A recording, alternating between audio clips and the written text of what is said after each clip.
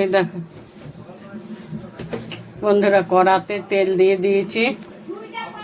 কি রান্না করব? এই দেখো, মাছের মাথা দিয়ে বাঁধাকপি, আর হচ্ছে এই যে বাঁধাকপি কেটে নিয়েছি, আর করব খাসির মাংস। এটাকে মশলা মাখিয়ে রেখেছি, আদা রসুন কাঁচা লঙ্কা টমেটো সব বেটে টক দই তেল দিয়ে মেখে রেখেছি। আর এই যে 2 পিস আলু কেটেছি মাংসে দেব, আর হচ্ছে আলু পেঁয়াজ কাঁচা লঙ্কা একটা নাচপাতি টমেটো এটা কেটে রেখেছি। তাহলে আমি রান্নাটা বসাই। এই দেখো, দেহরাদুন রাইসের ভাত করেছি।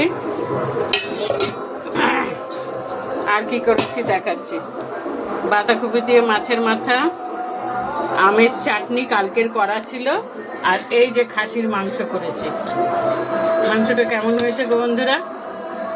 আজকে এই রান্নাই করেছি, আর কিছু করিনি।